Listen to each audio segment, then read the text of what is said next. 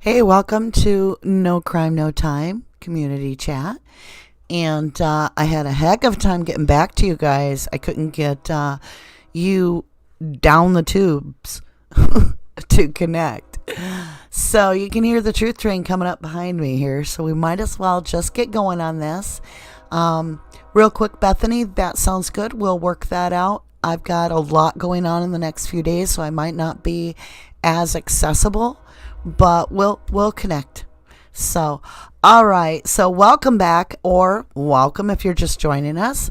What we're doing is we're going over in a discussion over the May 27th, 2020 states filing.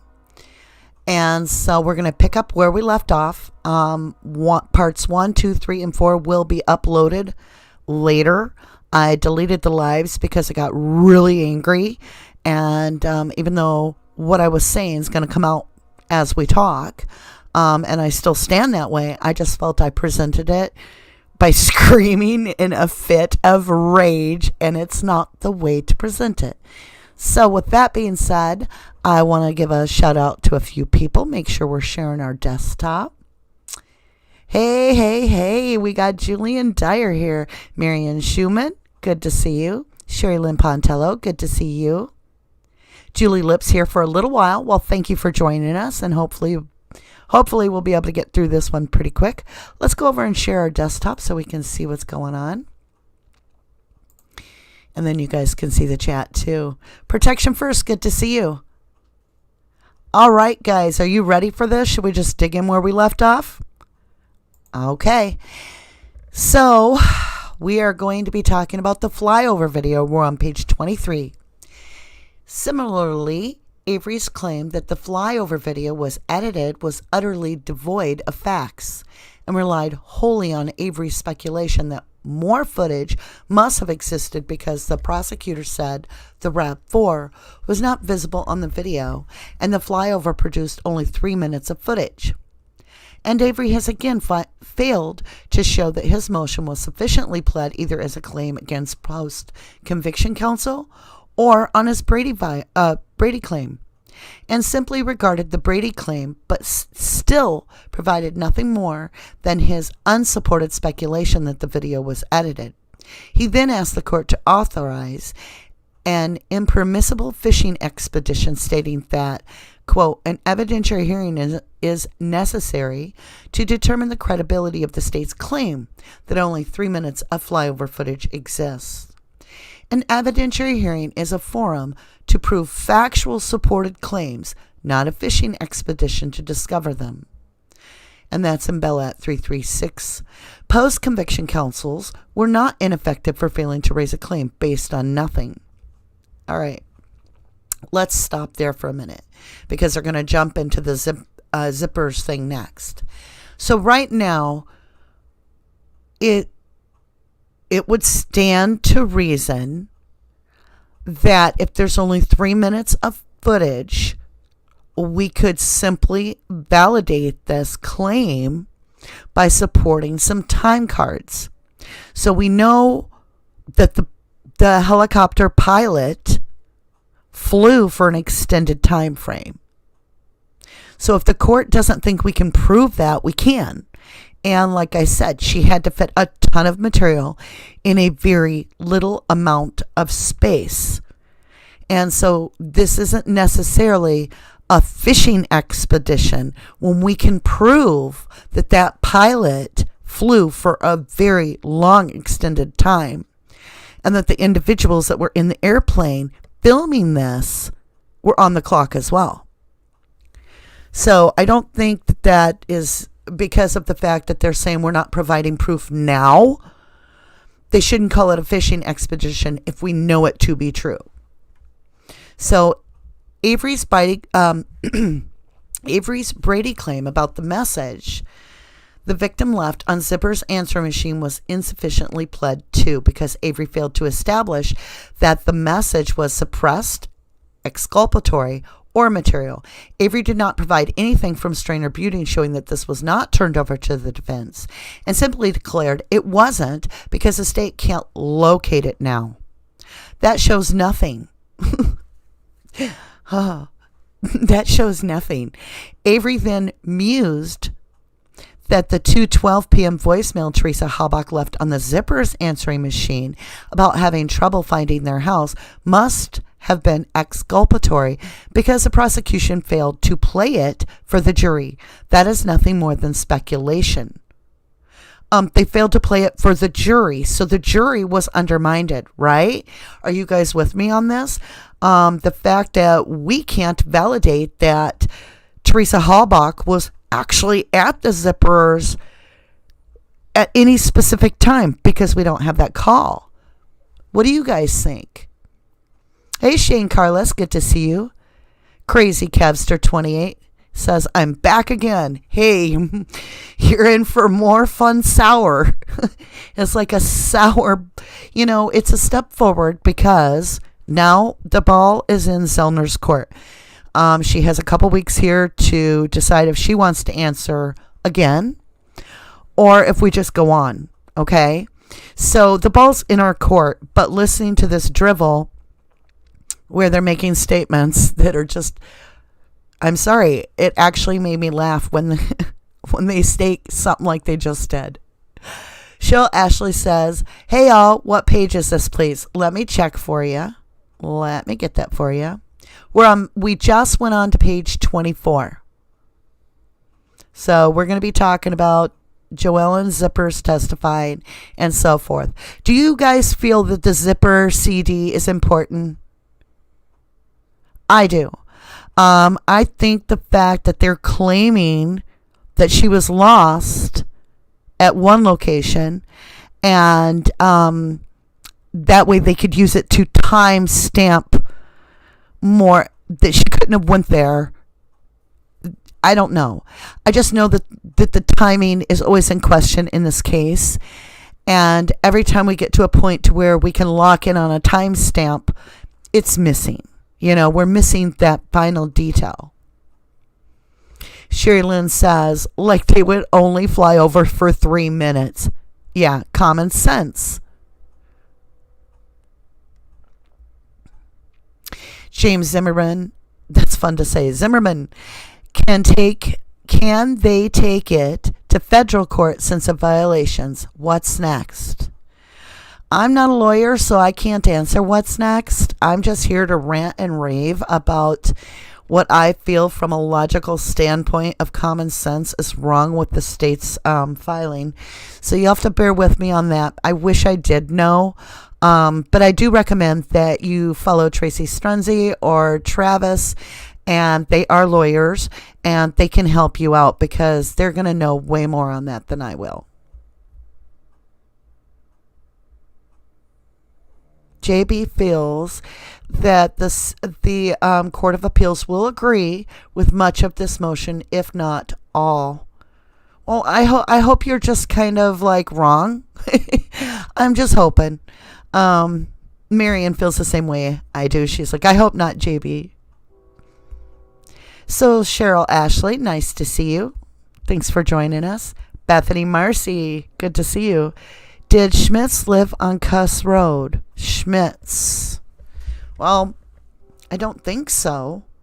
Somebody else answer that. I'm not sure. JB says Zellner is speculating about what is on the voicemail. We have to. We don't have the voicemail. So it's not speculation what is on that voicemail. It's the fact that we don't have it for a time stamp. Anytime that a voicemail message is left, you get that pre-stamp where it actually tells you, 2:45 p.m. or whatever. And that's more or less why we need that voicemail. Whatever's said on that voicemail, I guess that's not here nor there, but we need that time stamp. And that is very imperative that we know that, because of the fact if she's lost and she hasn't gone to Zippers and it is right around the time that we suspect that she's very close to Avery's, it puts it in a timeline that she would have went to Zippers after, and therefore Stephen could not have harmed her. So that's just my humble opinion, I guess. Hi Myra, how you doing? Yes, time frame matters. We have to put a stake in the ground. Dr. Silkman used to say that, when are you going to be able to put a stake in the ground? What are you going to put it into? And one of the things we have to do is start establishing this timeline. So it's incredibly important. It may have affected the jury. You have to speculate because it's been disposed of. And the jury didn't hear it. And so I think it's ineffectual of the previous counsel not to have dug into that as well. Schmitz lived in New Holstein. I'll agree with you on that, JB. I know you disagree. We respectfully agree to disagree. Myra Pennington, they are important. Time frame matters. Read that. JB says, why would it be important of Zellner says Halbach went to Cus Road?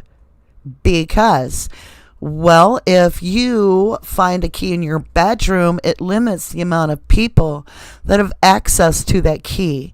If that key starts a victim's car, that's pretty damn important.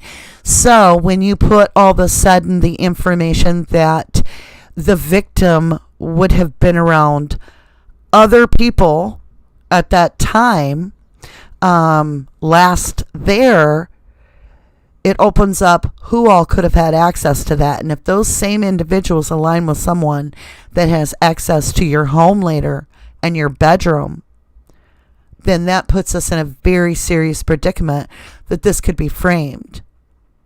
And that's what we see here. Bethany Marcy says they are answering as if they didn't read Casey's motion, more like they watched Ma'am, because they are continuously leaving out tons of stuff from Casey's motion. Agreed. It's like Crass is helping to write this. I've said that a number of times. Sherry Lynn Pontella says there are police scanner calls of body discovered on Cus Road. There are a lot of scans and calls, and the scanners do talk about electronics on Cus Road. They say Teresa Halbach, west of Avery. We hear that. You hear Bushman himself talking about finding burnt electronics and burn barrel.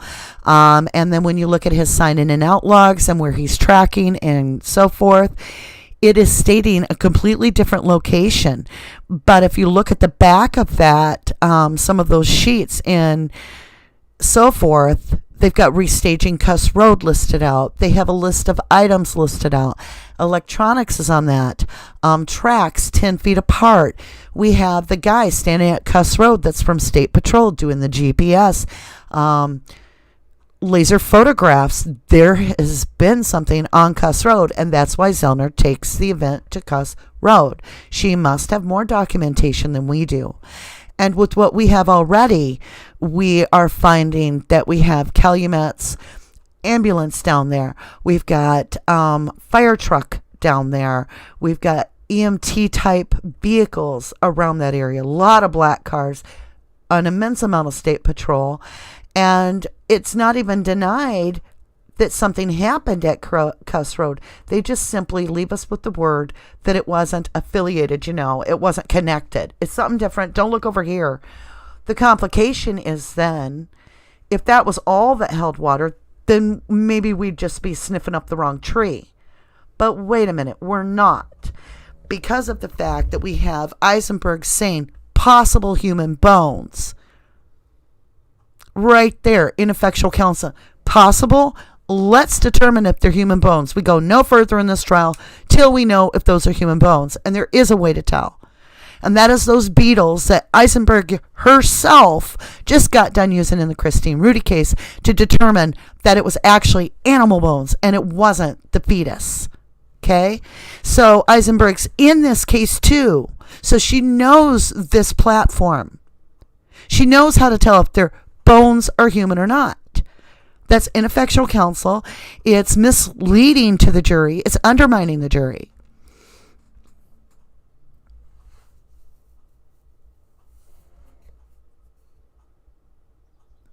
JB, we can't just go with the timestamp on a piece of paper. We need the actual evidence. It's kind of like this. We don't want to see pictures of the RAV. We want the RAV. We don't want to see pictures of the bones. We want the bones. Just like we wanted the bullet. and see what we were able to do with your bullet? So it doesn't work. We need the actual items. I mean, they basically hung this guy, this innocent man, out to dry with evidence that was photographed, just the photographed bits and pieces of it, which right there is ineffectual counseling, because they should have been investigating it themselves. That's why you have a private investigator. And Pete Baez was that investigator, and he was held off. I don't know by who. He just complained, why wasn't I allowed to investigate? So it wasn't investigated properly. It was ineffectual counseling. JB says, are you saying that the zippers may have obtained the key? If so, how? Were they on Cus? No, nothing to do like that. I'm saying this. If that woman walked off that property and got in her car and drove away, and she was seen at Zippers last, it could have been any one of the Denny suspects that got their hands on her. Any one of them. And we have plenty. Myra Pennington says, well, CJB, I can't read that, so you're going to have to interpret it for us. I'm sorry. I don't even recognize the language. I can only speak English. JB, are you familiar with this case at all? Not being rude, but if you are, I'm not understanding these questions. Myra Pennington. Any answers? She was asking if the zipper voicemail was important. I replied, I don't think it is because Zellner's investigation points to Cus Road. Oh, gotcha. That makes sense. Bethany says they found her car on the 3rd and had missing person flyers out on 2nd. Really so telling. Very true.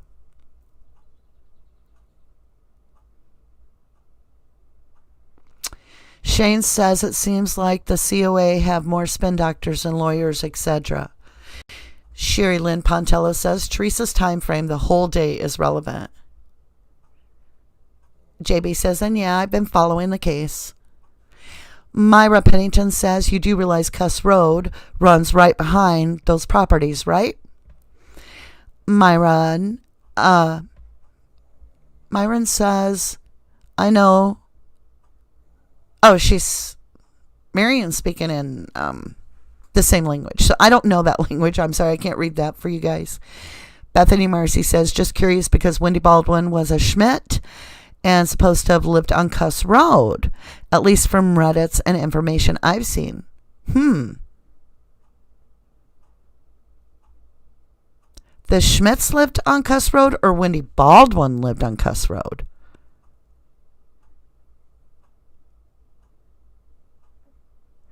JB says, at Myra Pennington, you do realize Zellner's reconstruction of the murder leaves no time for any interference by the zippers. And that's been my point for a while. I think we have 2 coerced witnesses that never laid eyes on this girl, was handed a magazine, and basically I doubt the entire statement that was ever made by Joellen Zipper. I think she was pressured into it. And I don't think the girl ever went to Zippers. I honestly believe that's why we're missing that. And I think they wanted to imply a timestamp occurred earlier before Stevens, and then Joellen saw her right away or something, so that the state could lock into its timeline. But I doubt it even existed, because I absolutely doubt the witness. And this case causes you to question all the witnesses. The fact that Joellen never saw her leave produces the same basically magazine that anybody could have gotten given to her. There's absolutely no proof. There's no receipt. When you listen to the zippers talk, George never had her on that property. And from my understanding, no one even invited her. From my understanding, it was a cold call, which you wouldn't even do it that way. You wouldn't even go about it that way. You would have made phone calls to them, had previous arrangements to have permission to be on that property and to have a specific individual car photographed and then had time to think about it whether you wanted to do it or not. And when you did decide you wanted to do it, you'd call them up, and then once you listed it, you would be charged. But that isn't, there was nobody scheduling this appointment. You don't see any auto trader things about zippers that I know of. Oh, gotcha, JB. She said, or he said, we just speak the same language. Gotcha. I feel left out when I don't know what's going on, though. But hey, I have respect for that. Bethany Marcy says she wasn't using her married name. Who wasn't?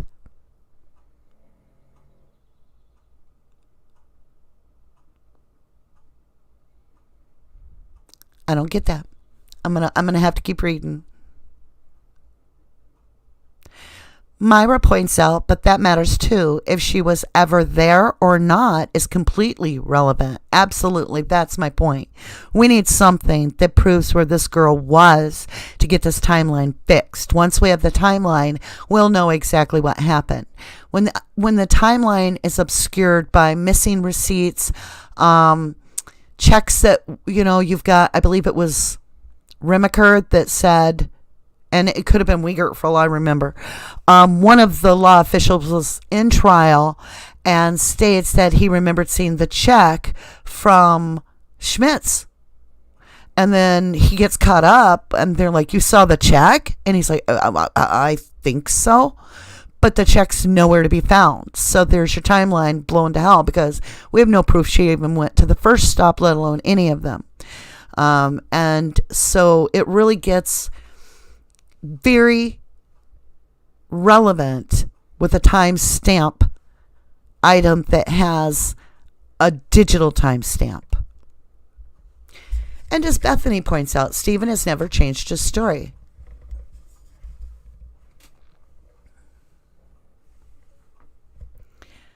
And then we have Bethany Marcy. Good to see you. Sherilyn Pontella says Stephen has not changed his story. I agree with that. WP wasn't. Okay. WB. Wendy Baldwin wasn't using her married name. Well, if we put Wendy Baldwin, if you guys actually can produce some source material that puts Wendy Baldwin on Cus Road at the time of this girl's disappearance, I will go live and we will hash out the details together because I honestly my jaw would be open. It would be on the ground. Carol says, you're welcome, Marion. JB says, I think Stephen changed his story. Explain, JB. When did he change his story? What are you referring to? Tian says, should probably double check that. Yeah, Stephen hasn't changed his story. His story's been all along that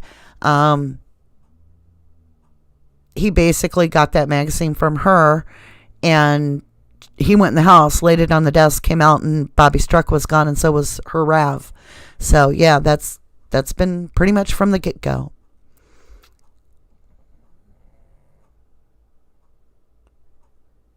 Well, JB, if you think it's fact he did, go ahead and point out where he changed his story. If it's a long explanation, then I would invite you kindly and respectfully to put it into an email at rubberducky2005@yahoo.com and share that with me, and I'll read it out for you. Because to make the assertion that Stephen Avery actually changed his story, I find interesting because I would like to see where it was and how it would change my point of view. If you're here to be serious about things, you need to back up your statements as much as I do.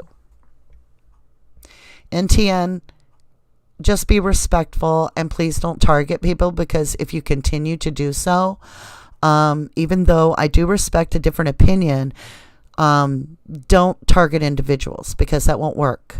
It's not respectful. So you can be here as long as you continue to be like you are and just discuss things. All right, let's see.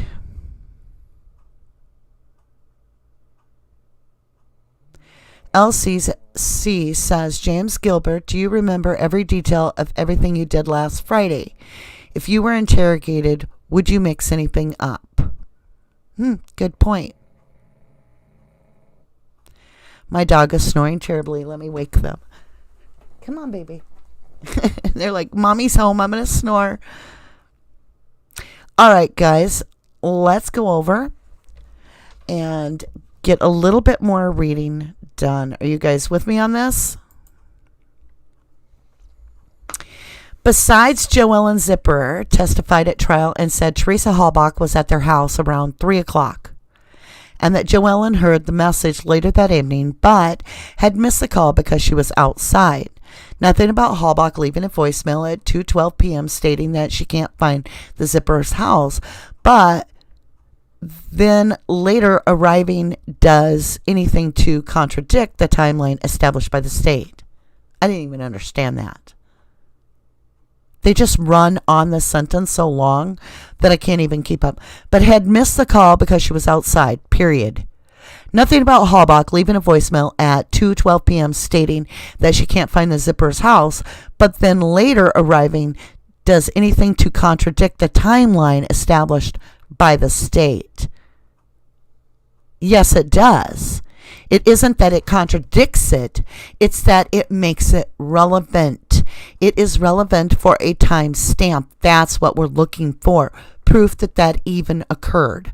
Because we no longer trust any of the evidence because it's not here. We can't test it. So without evidence, we have to absolutely get locked in on a timestamp. And in this situation, they're arguing because there's a missing piece of evidence again. Instead of saying, we don't have it for you to test and let's have an evidentiary hearing based on what we do have, they're constantly trying to make all the pieces that they've lost and shown such disrespect for this case as to not even know what happened to these pieces. They're trying to hide that they got rid of everything that they were supposed to hold on to. Besides, Joellen Zipperer testified at trial and said Teresa Halbach was at their house at around 3 o'clock. And that Joellen heard the message later that evening, but had missed the call because she was outside, nothing from... Okay, we read that. He again just says the voicemail may have contradicted the timeline established by the state that Mrs. Halbach's last stop was Avery's. He fails to explain how, though, the claim was and is insufficiently pled. Avery's claim about ineffective assistance of trial counsel were insufficiently pled and conclusively refuted by the record. That leaves Avery's claim that Hagelpain and Askins were ineffective for failing to claim strain and Buting were ineffective for failing to pursue and present the retooled, quote, planted evidence defense he created in his June 2017 motion, alleging that, quote, the killer planted the blood evidence and the victim's remains and effects, and relying on a multitude of experts to conduct experiments about the trial evidence. In a nutshell, Avery argued in his June 2017 motion that strain and Buting were ineffective because Avery believes he could have prevailed at trial if strain and Buting had presented his, quote, planted evidence defense in the manner current post-conviction counsel formulated. Therefore, he concluded Hagelpain and Askins must also have been ineffective for failing to allege that strain and Buting were ineffective on that ground. That is a fundamental misunderstanding of what is required to show ineffective assistance of counsel, trial, or post-conviction. Avery's simple alleging that strain and Buting could have presented a planted evidence defense differently by hiring experts performing experiments of dubious reliability and claiming that the blood evidence was planted by the killer and not law enforcement does not provide anything that would establish strain and Buting were ineffective, even if the facts Avery alleged were true. An accused cannot follow one course of strategy at the time of trial, and if that turns out to be unsatisfactory, complain he should be discharged or have a new trial. To permit post-conviction counsel to argue for a different game plan after the contest is over would be Monday morning quarterbacking. After all, there are countless ways to provide effective assistance in any given case. Strickland and counsel is entitled to formulate a strategy that was reasonable at the time and to balance limited resources in accord with the fact trial tactics and strategies. Harrington versus Richter. Neither a disappointed defendant nor a court may second-guess counsel's performance solely because the defense proved unsuccessful. Okay, you guys, let's stop there and come back up. I think I'm going to lose my voice from being so mad yesterday. Hey, Sherry Lynn, this is humorous, she says. I'm cracking up now, lifted my mood. This is funny. This is funny. Okay? Let's go back over for a minute. Just a minute. All right. It's so... I can't even double talk. I feel like I have to be like, I'm going to try to read it. This is what it sounds to me right now because of all the double talkiness. It sounds like Betty Butter bought some butter, but she said the butter's bitter. If I put it in my batter, it will make my batter bitter. If it's bitter, it will change my batter, blah, blah, blah. I mean, it's just babble because it's all ineffectual. All of it's ineffectual. And it's not that we're Monday bag quarterbacking. It's that new evidence has come up that should have been already discovered. It's that the experts were not hired. And now we have experts. It has to do with finances. And at the time, they didn't want to waste their money on hiring experts. Okay? So, that puts the defendant financially strapped and unable to provide proper defense at the time. Our society is not based on that. Our society is stated that it must be a fair trial, and it wasn't. We know that. This wasn't a fair trial. We're going through a lot of work to put a lot, all at once, as requested, into a nutshell for you guys, knowing that common sense shows that if we have a time-stamped electrical, some recorded message of the victim, the last voicemail ever left by the victim, we might actually be able to put the stake in the ground for a timeline that could have changed the whole jury's view. Is it going to be speculation? Yes. Because they threw away the evidence and they don't even know what happened to it. We're only left with speculation. We get that. Because we don't know what was on it. However, we have the right to look back at evidence that is new to us. And since the jury never saw this voicemail, it's new. It's never been put in trial. It's new evidence. But it's missing. See, if it had been used in trial, it wouldn't be new evidence. So that's how I feel about it. Now let's go up and see what you guys think. TN says, why was, TN says, why was Stephen selling a loader that wasn't his and was being used by the business? Stephen wasn't selling a loader. His family was selling a loader down in the pit. He was supposed to remind Teresa to go do a hustle shot. He said that on the news in an interview, and the reporter reported it as such. Elsie at Bethany, exactly, let's see. Bethany says, Stephen never forgot. He's on the news saying she came and left. That's right. Buckeye, oh, hi. Oh, RD, did you remove your other videos about the C.O.A? I tried to watch them in order, but it says they've been removed. I did. I took them down because I was yelling and screaming and ranting and raving. I had just seen the, well, not seen, but learned of this man being murdered by 4 police officers, and I was very, very upset about the tornado that had hit my property, and I had not had sleep, and I was ranting and raving, but I was yelling.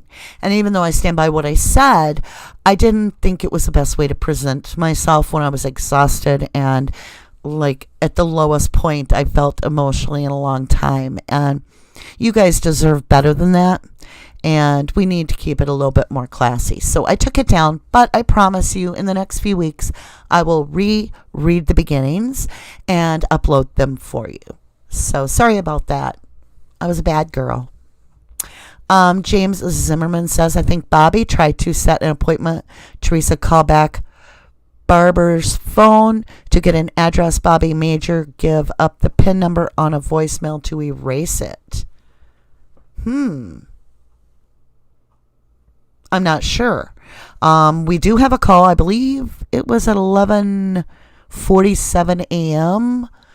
that supposedly, allegedly came in on the answer machine over at Bobby Dassey's home on a landline. But there is some questions around that, so I'm not quite sure. We don't really get to hear. The voicemail wasn't played in the trial. It was a recording of the voicemail. And with everything swapping and switching around in this case, it's to the point we can't even trust that. So it gets hard. Where do we put the stake in the ground? Tian says, no, Beth, he claimed originally she didn't show up. Tian, actually, that's not exactly right. When he's being asked if the girl showed up, you have to look back at the context. They're talking about that loader you just talked about down in the quarry. And he wasn't able to get a hold of her, so she didn't show up down there. He never says she didn't show up at his place there and take a picture of Barb Yonda's van. Because she's Tadich now, but she was Yonda then. So people misconstrue that, just like a lot of guilters try to tell us that Stephen tries to say, or they try to say Stephen called Auto Trader and was all upset and everything. And Ryan talked to him, and no. We're talking about there were 3 Stevens involved with appointments on that day. So we have Steve Speckelman, Stephen Schultz, and Stephen Avery. So you have to really pay attention to this case.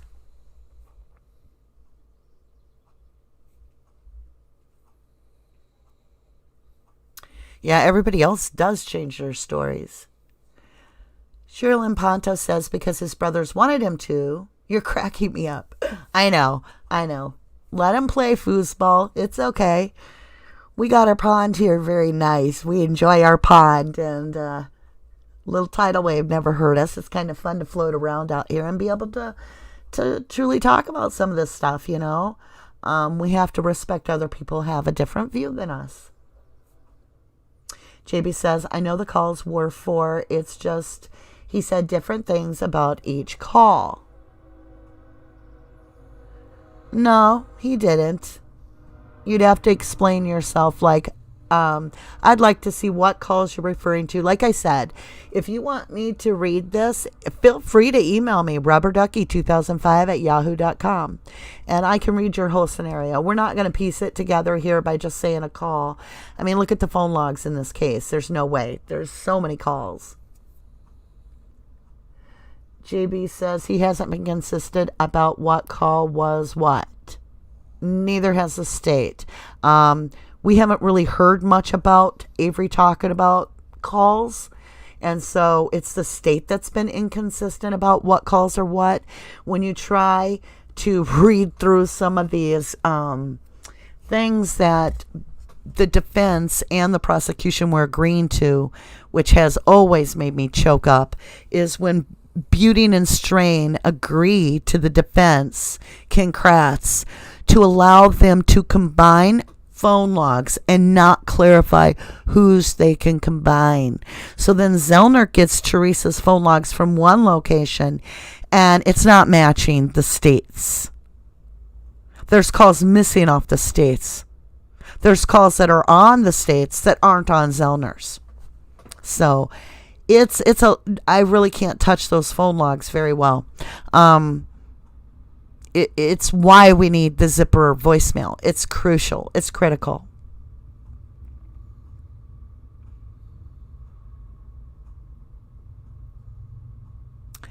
Let's see. James Gilbert says he told Earl and Robert Fabian, think that's his name, that she hadn't shown up when they asked him. That's correct, according to the CASO. And in that, he is at the office, and it was Chuck and Robert Fabian. And Earl was down in the quarry with the end loader, if you read. So you've got to keep it in context and remember what Steve's being asked. You can't just take his answer to a different question, insert your own question, and use that answer. It won't work. It absolutely won't work. Not on our channel anyway. So yeah, the girl didn't show up at the quarry that we know of.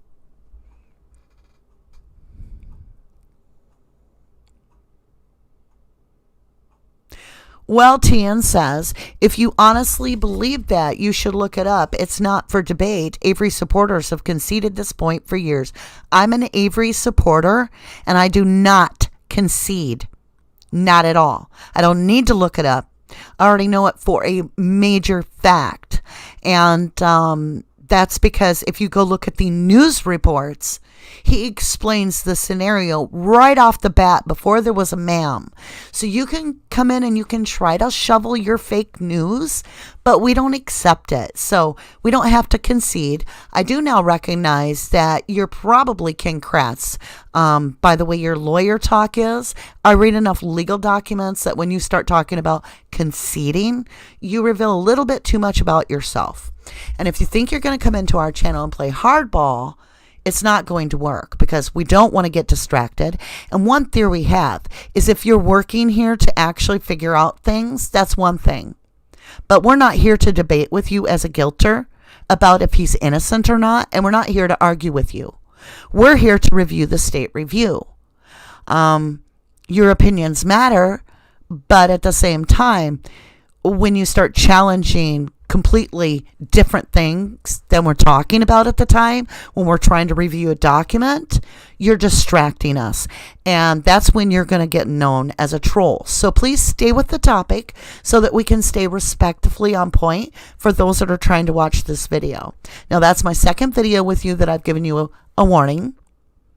So if you can't kind of get in the program here with us to let us review this and stick to topic, we're done, okay? Because I don't have the patience today or yesterday. Okay, let's go on. Sherry Lynn Ponto says, you guys trust everything a cop says. We just watched one murder a man on live TV. You are right, Sherry. Bethany says, take CASA with a grain of salt. Dates, RAV4, color, everything in it is screwed up. You are correct, Bethany. Marion says that. I third that because she seconded it. Buck Ohio says, okay, thanks, I understand. Steve Dishel says the RAV found on the 3rd. Yes, that's true. We have paperwork seized of the RAV. All right, guys, I've got a few more minutes. I think we'll jump back over if that's okay with you guys. And let's see here. Avery simply alleging that Strain and Buting could have presented a planted evidence defense differently by hiring experts, performing experiments on dubious reliability, and claiming that the blood evidence was planted by the killer and not law enforcement does not provide anything that would establish Strain and Buting were ineffective, even if the facts of Avery alleged were true. I'm reading it again because they're saying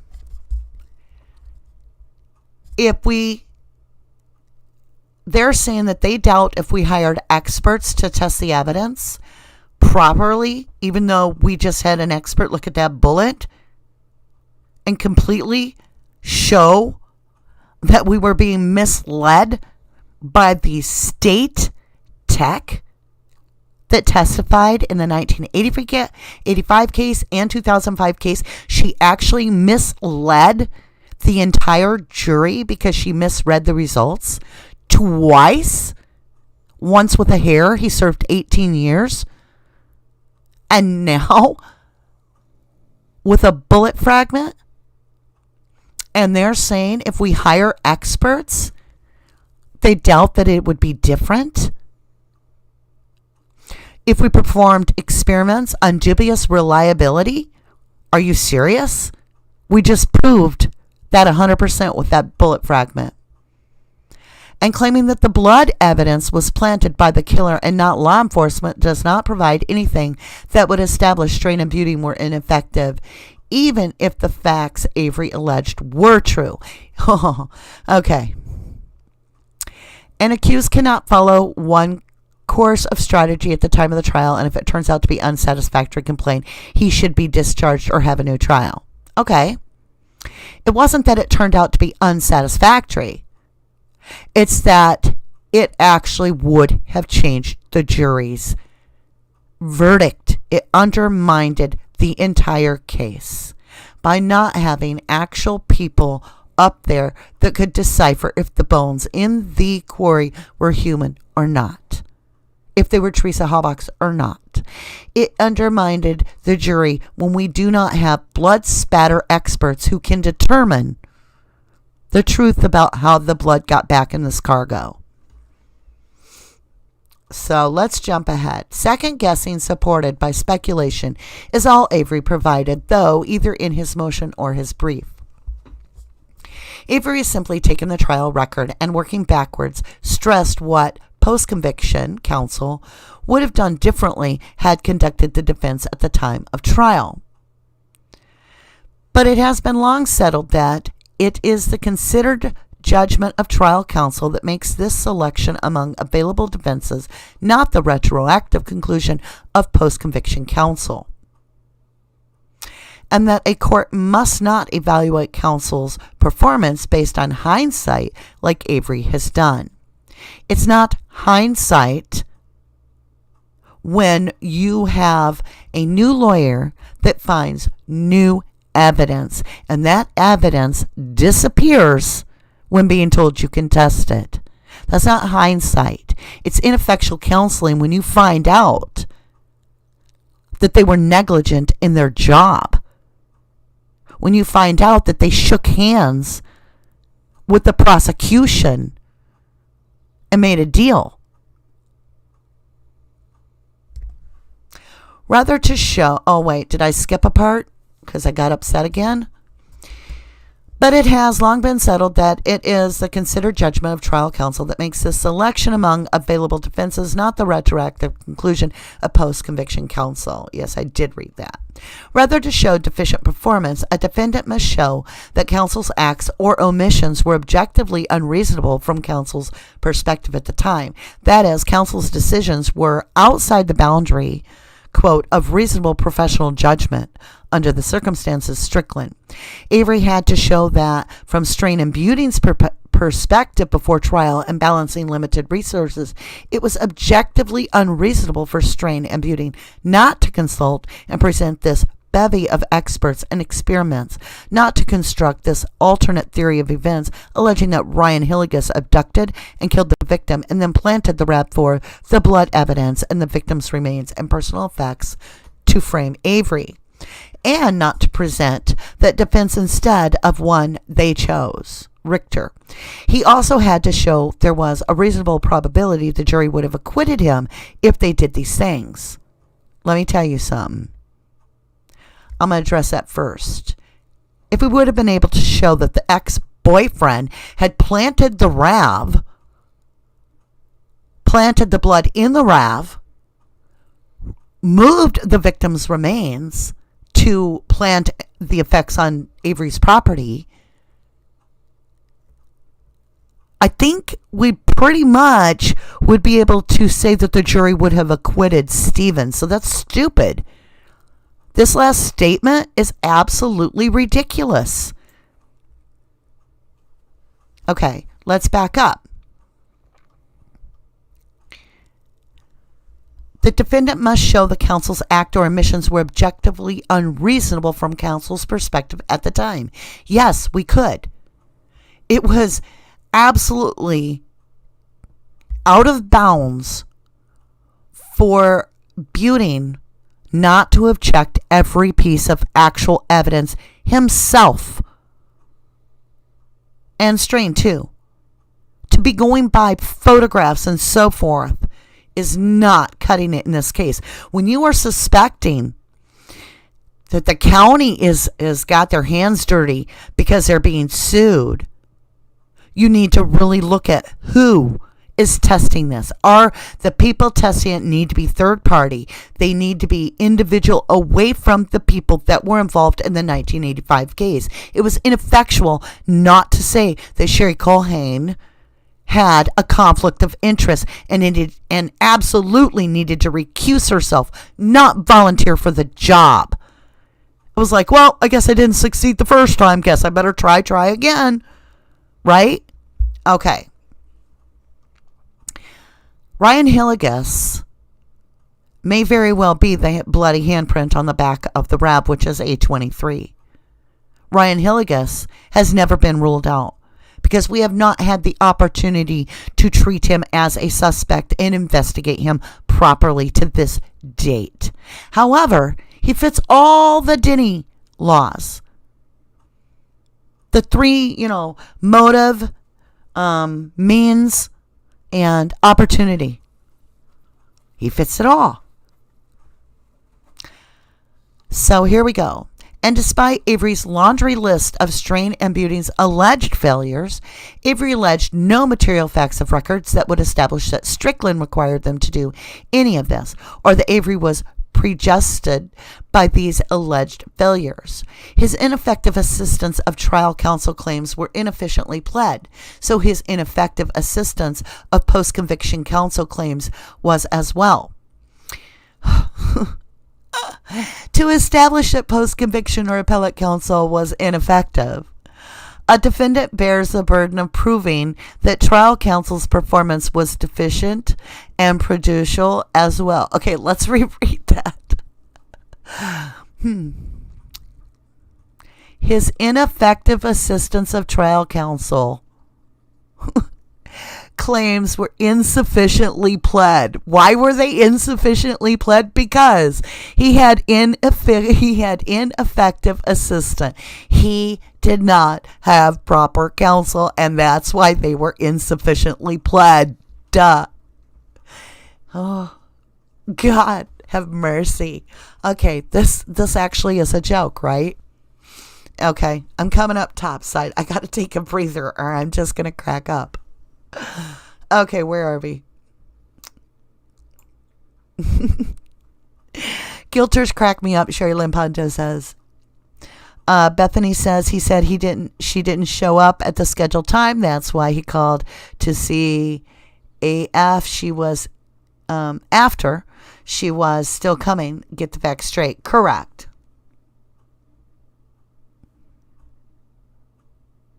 Let's see here.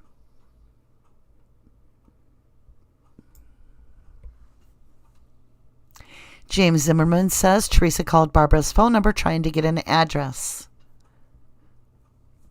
According to the voice message recording, yes. But did we ever get to see the actual voice message machine play it? No. That's the problem in these cases. This is why we're getting wrongful convictions. When you have a bias system that's set up that if the state crime lab does all this work to try to find this information for these people that are calling up and saying, hey, try to put her in the garage, try to put her in the trailer, okay, referring to the victim. And you have this situation where it's not double-blind testing. They know exactly the history of this felon or this person that they're doing all this testing on.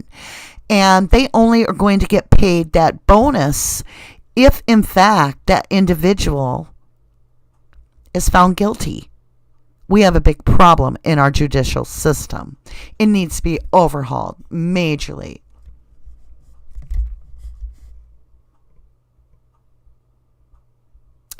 Stephen Dashel says she had address and had been there a bunch of times at James Zimmerman.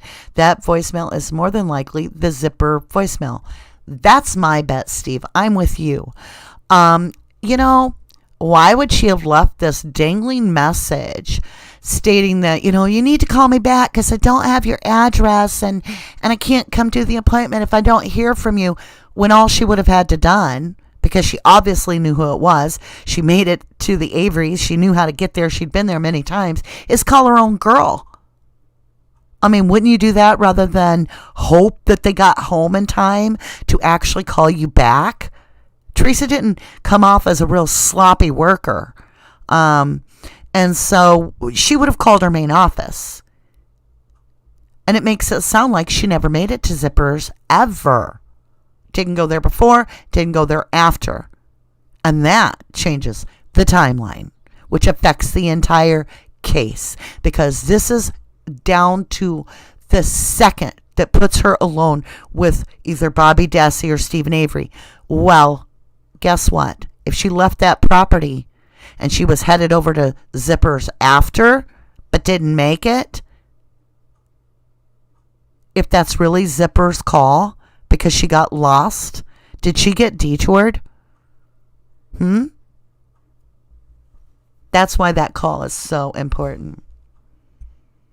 Shane Carlos says they had SA stitched up 352 minutes after TH was reporting missing. We all know this, but the law ignored it. You are correct.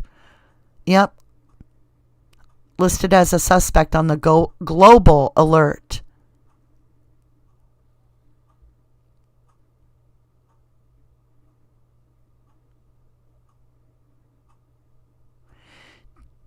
Bethany Marcy says, Tian's the lost duckling.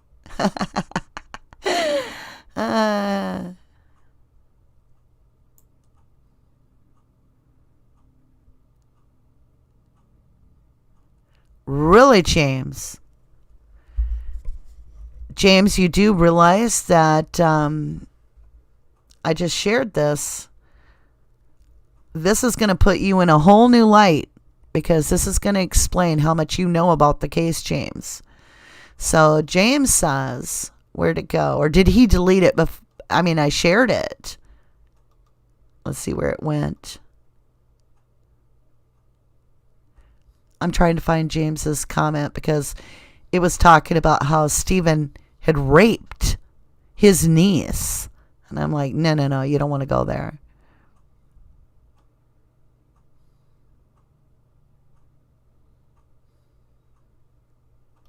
Yeah, he pulled it. He must have. I don't see it. All right, guys. It's about 12:30 now.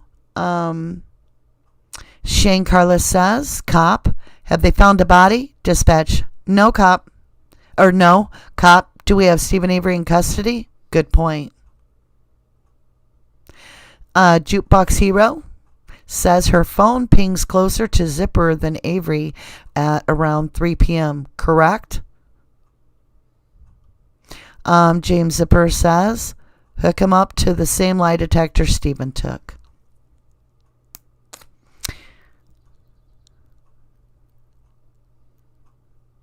Tian says, I thought it was disrespectful to target people for harassment, or that only applies to people you like. It applies to people all over the place that we need to treat people fine. But I run a channel and I'm the moderator. And so with that, I have to make sure that somebody's not coming in and providing misinformation. So I will address where it's, if Stephen raped his niece, because there was a full-out investigation and all charges got dropped. And if there had been any way Manitowoc County or the state of Wisconsin would have been able to nail him on that, they would have.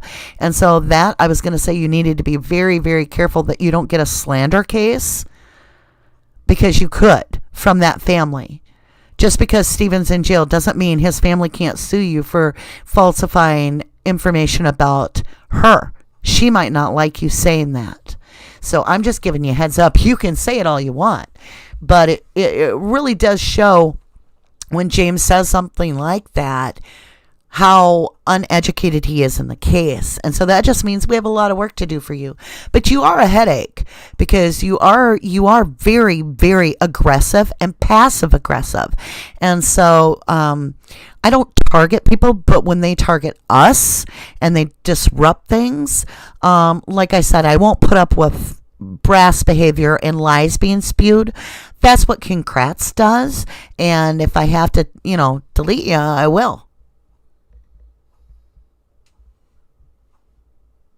Oh, why did I laugh at you being the lost duckling, Tian? Because I wanted to. Because I thought it was funny. You might be the lost duckling that we can someday make some sense of. I've worked with guilters in my past, and as long as they stay respectful and they quote the actual truth, and they can back it up with source, we get along really good. And actually, I've seen 2 guilters in my lifetime come on board and say, yeah, there's no way that he did it. You're right. And so I'm willing to work with you. I know you have a different view, but I kind of giggle because you are a ducky. You're just a ducky that has a different view. See, you take it all negative. You're like, if that's too much for you, I'm sorry. But that's not what I'm saying. You twist words, and that's where we have a problem. So keep twisting words, and you'll find out we're not sheeple here. No, we are critical thinkers. We don't like being played. So try to play the game nice in the sense that if you're playing a game and you want to keep playing it, which we're not playing a game. But if you want to play a game, then don't target me and don't target others, because you draw a lot of attention to yourself with your lies. And James, you guys have to make sure you're saying the right facts. And Stephen never raped his niece. And that's proven by the fact that he doesn't have that charge. So when you make statements like that Stephen raped his niece when it's a complete falsehood, that's a big problem. So, but at least you're not like that $2 guy that came on. He paid $2 in super chat so that he could fart. That was one of the funniest moments ever. That I just was like, that was cool, because it was a moment where we were like, did that just happen? Oh, Tian, stop. Good Lord. You're just continually there. Be done. Go away. Okay. I just hit him. I can't handle that. He comes on my lives and he's just so aggressive. Blah, blah, blah, blah, blah. And it's like, no. And then James is doing the same thing. So apparently they're tag teaming, they're trolls, whatever. Sherilyn Ponto, that's exactly what they're trying to do. Yeah, they're trying to twist everything, put lies back out there. They did it to the jury by poisoning the entire public. And my channel is about awareness that is truthful. And no, Stephen did not rape his niece. If he had, he would have been charged many, many times in any way they could. Manitowoc would have done it, or the state of Wisconsin would have done it, because we know that. So, James, it is not documented in an interview done with his niece. I read it all, so stop. It's documented that she tells the story of her arms being lifted. Yes, and that was blank. We went through this. We know what really happened. We know about the letter. We know about who really was being accused of sexual assault, and we're not going to discuss that. And again, you're way off topic, aren't you? Just completely. Let's go back, James. This is your second warning. Part 6, state replies to C.O.A. of Stephen Avery making a murderer. We're supposed to be talking about Ryan. You come onto my channel and you distract us and you take us and you start saying that Stephen raped his niece without any form of actual proof, because if he had, he would be in jail. So you're in timeout. And the trolls coming in. The trolls are bullying us for absolutely no reason. We can't even concentrate on the case because we're dealing with convincing 2 individuals of crap we know already. So they can be timed out. James is timed out. The other guy, I just blocked him because I'm sick of him. Just so, like I said, very passive aggressive, keeping us completely distracted. I don't like trolls. And I don't usually have them, so we must be pushing a button or two. If we're getting trolls, that means we're really hitting home. So, thanks, Marianne Schumann. Yes, they did. They bullied the jury, says Bethany. Very good. Yeah, I threw him in jail. Sorry, guys. I just can't handle when we're getting misinformation. If he wants to come on and says allegedly and we argue it right, that's fine. But he can't just come out and say that I accuse this person of raping this person because I read it in some secondhand report that was proven by the state of Wisconsin to be false. Okay. Otherwise, it would have been a case.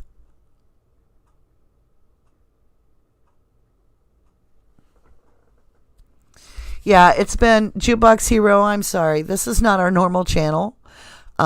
We've had 2 days of these people that are coming on and just tearing up the chat. I really love doing lives, but at the same time, I've never had people come on and just deliver misinformation so much. And at the same time, like I said, everything's off the last 2 days. The last 48 hours are not indicative of what our channel normally is. So forgive us. We're actually a very lovable group. And we try to read stuff, but I got into an argument with a couple people. But yeah, Jukebox, you're right. Her phone does ping closer to zippers than ASY. But it also, you got to remember, Teresa Halbach's last voicemail pings about 1.5 miles from Colborne. Deputy Andrew Colborne, or Sergeant. I don't like to give him that much credit. But also then her last phone ping of the victim pings about 2 miles from the Vogel family farm, which puts her location right between the two. And it makes you wonder why the state threw away so much of the evidence in this case so quickly. You know, it reminds me, I'm going to leave you with this thought, like Jean Couchet going, in 1985, when they arrested Stephen, he served 18 years wrongfully convicted. And then Jean Couchet comes along in the depositions in 2003, or 2004, sorry. And he's all saying, well, where'd the hair come from? Where'd the hair come from? For real. Wasn't he expecting there to be a hair there?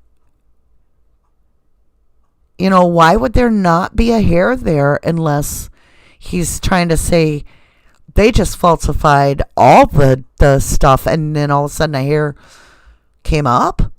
I mean, think about that. You have to realize that Jean Couchet was tattling when he said, I don't trust DNA. I think he was foretelling what he knew.